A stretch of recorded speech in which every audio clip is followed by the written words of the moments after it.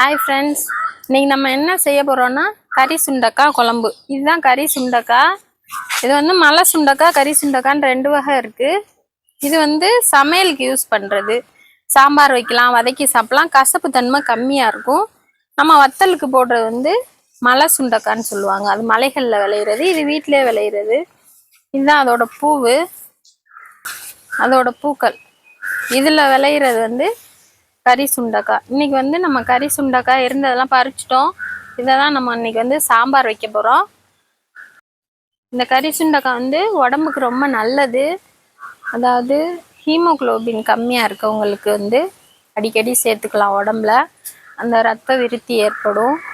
காசு முன்ன பின்னாலும் வாங்கி சாப்பிட்ருங்க. அதோடு இல்லாமல் வயிற்றில் உள்ள புழுக்களை அழுக்கக்கூடியது இந்த கசப்பு தன்மை. ஆனால் ரொம்ப கசக்காது. இந்த சுண்டக்காய் சேர்த்துக்கலாம். ரொம்ப நல்லா டேஸ்ட்டாக தான் இருக்கும். வச்சு சாப்பிட்டு பாருங்கள். வாங்க எப்படி சாம்பார் வைக்கிறதுன்னு பார்க்கலாம். 100 கிராம் அளவு பருப்பு எடுத்து, 100 கிராம் சின்ன வெங்காயம், 2 தக்காளி மீடியம் சைஸு, 4 பச்சை மிளகா போட்டு நம்ம இந்த மாதிரி பருப்பு வேக வச்சு வச்சுருக்கோம். பெருங்காயத்தூள், மஞ்சத்தூள் பருப்பு வேகையிலே போட்டோன்னா நல்லா சேர்ந்துடும், பருப்போட கலந்துரும். பருப்பால் வர வாய்வு தன்மை குறைஞ்சிரும். இதோட நம்ம கறி சுண்டைக்காயை கட் பண்ணி வச்சுருக்கோம். நல்லா கழுவிட்டு நிறைய நேரம் தண்ணி விட்டு வெளில வச்சோன்னா அந்த கருப்பு தன்மை வரும். அதனால ஒன்றும் பயப்பட தேவையில்லை. கறி சுண்டைக்காய் கொஞ்சம் புளி ஊற வச்சுருக்கோம். மிளகாத்தூள், மல்லித்தூள், அவ்வளோதான் இதுக்கு தேவையான பொருட்கள். இப்போ வேக வச்ச பருப்போட நம்ம நறுக்கி வச்சுருக்க கறி சுண்டைக்காயை சேர்த்து உப்பு போட்டு வேக வச்சுக்கணும். தேவையான அளவு உப்பு போட்டு வேக வச்சுக்கணும். இப்போ இந்த சாம்பாருக்கு தேவையான அளவு உப்பு, உங்களோட தேவைக்கு நீங்கள் யாரை உப்பு போடுறதுன்னா போட்டுக்கலாம். நல்லா வேகட்டும். இப்போ பாருங்கள், காய் நல்லா வெந்துருச்சு. முக்கால்வாசி வெந்துருச்சு. இந்த முக்கால்வாசி வெந்தோடனே இது நம்ம ரெடி பண்ணுற சாம்பார் தூள், நம்ம சொந்தமாக தயாரிக்கிற சாம்பார் தூள். அந்த சாம்பார் தூளை 3 ஸ்பூன் போட்டுக்குவோம்.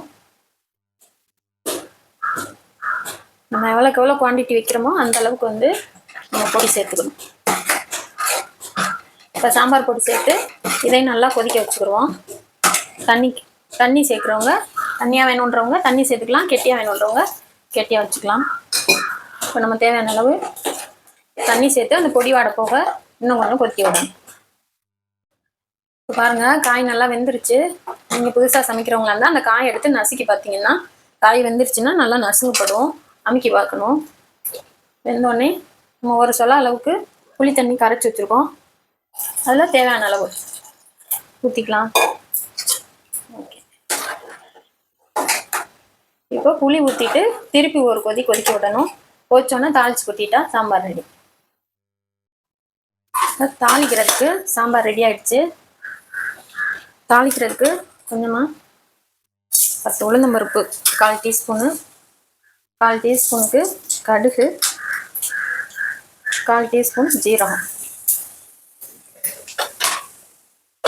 இது நல்லா பொரியட்டும்.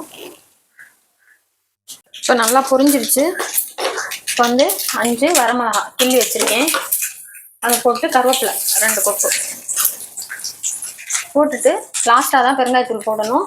அப்போ தான் அந்த மருத்துவ குணங்கள் நம்மளுக்கு உடம்புல சேரும். ஃபஸ்ட்டே போட்டு நிறைய நேரம் ஃப்ரை பண்ணோன்னா இந்த பெருங்காயத்தோட மருத்துவ பயன் கம்மியாயிடும். அவ்வளோதான், தாளிப்பு முடிஞ்சிடுச்சு.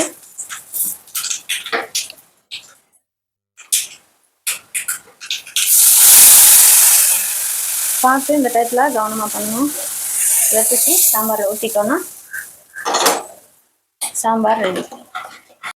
தாளித்து கொட்டினோடனே இறக்கையில் சாம்பாருக்கு நம்ம கொத்தமல்லி தழை போட்டு நம்ம மூடினோன்னா இன்னுமே டேஸ்ட்டு நல்லாயிருக்கும், ஃப்ளேவர் நல்லாயிருக்கும். ஓகே, ட்ரை பண்ணி பார்த்துட்டு உங்களோட கமெண்டை எங்களுக்கு பதிவு பண்ணுங்கள். ஷேர் பண்ணி லைக் பண்ணுங்கள். பெல் ஐக்கானை கிளிக் பண்ணிக்கோங்க, சப்ஸ்கிரைப் பண்ணி. Okay, bye friends.